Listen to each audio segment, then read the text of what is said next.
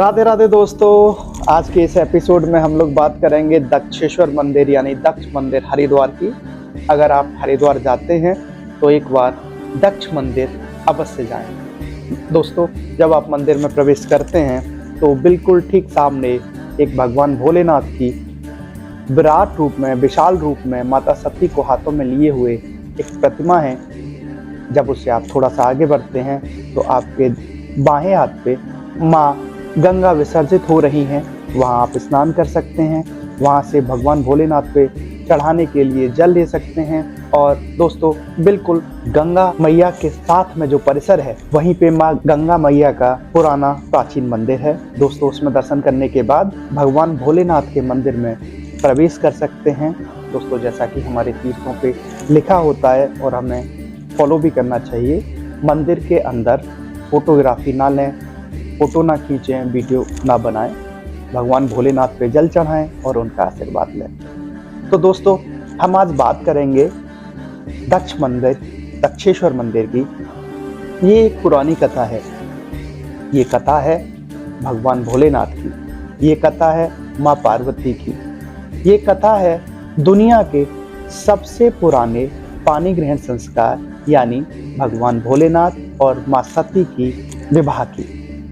दोस्तों, वो कथा आपने जरूर सुनी होगी जब माता सती के पिता यानी महाराज दक्ष ने अपने घर एक यज्ञ का आयोजन किया। उस यज्ञ में भगवान शिव और माँ सती की सेवा सबको बुलाया गया।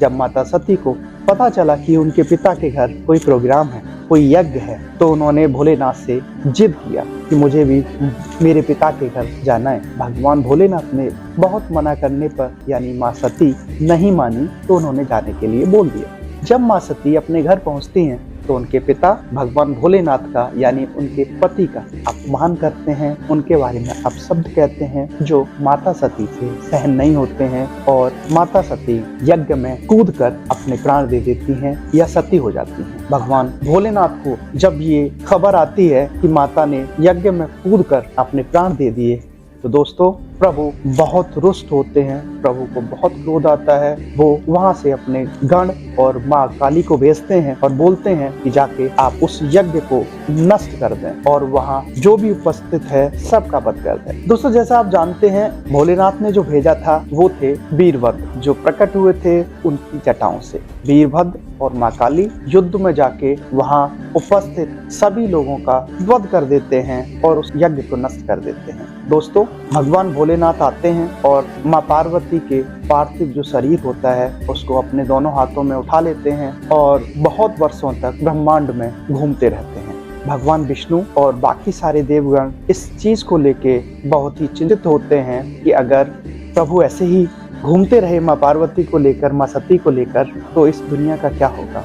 और सभी देव भगवान हरि के वंदना करते हैं कि प्रभु हमें इस संकट से निकालिए। तब भगवान विष्णु अपने चक्र सुदर्शन से माँ पार्वती के जो शरीर होता है उसके 51 यानी 51 भागों में उसको विभाजित कर देते हैं। दोस्तों, वही 51 शक्तिपीठ आज इस दुनिया में मौजूद हैं। कुछ हिंदुस्तान में हैं, कुछ पाकिस्तान, कुछ बांग्लादेश और अफगानिस्तान में भी 1-2 शक्तिपीठ हैं। तो आज हम अलग अलग जगहों पर जहाँ जहाँ माता के जो अंग गिरे थे वही शक्तिपीठ के दर्शन करने हम लोग जाते हैं। और ये जो तीर्थ है, हरिद्वार में जो तीर्थ है यानी दक्षेश्वर जो तीर्थ है, वहाँ पे माता सती के आभूषण गिरे थे।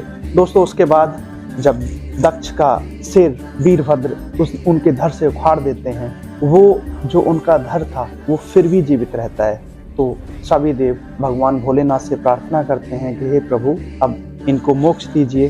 भगवान भोलेनाथ, जैसा कि उनका नाम है, बहुत ही दयालु हैं। प्रभु दया करते हैं और उनके धड़ के ऊपर एक बकरे का सिर लगा देते हैं। उसके बाद जो महाराज दक्ष थे उन्हें अपनी गलती का एहसास होता है, वो भगवान भोलेनाथ से क्षमा मांगते हैं और उनके चरणों में शरण ले लेते हैं और उनका गुणगान करते हैं। तो दोस्तों, ये थी दक्षेश्वर महादेव यानी दक्ष महादेव मंदिर हरिद्वार की कथा। बहुत प्राचीन, बहुत अद्भुत शिवलिंग वहाँ विराजमान है, क्योंकि जो दक्ष प्रजापति थे उन्हें अपनी गलती का एहसास होने के बाद उन्होंने भगवान से बोला था कि हे प्रभु, मैं चाहता हूँ कि आप मेरे यहाँ सदा सर्वदा निवास करें, इसलिए भगवान ने उन्हें वरदान दिया था कि मेरा एक अंश हमेशा आपके यहाँ इस शिवलिंग में निवास करेगा। तब से वो शिवलिंग बहुत बड़ी आस्था का केंद्र है। दोस्तों, सावन के महीने में बहुत सारे लोग यहाँ आते हैं और प्रभु से अपना मनवांछित फल पाते हैं। प्रभु भोलेनाथ सभी की इच्छाओं को पूरा करें। बहुत भव्य नज़ारा होता है, सभी पे अपनी करुणा बरसाएं, ये ऐसी मेरी कामना है। राधे राधे दोस्तों।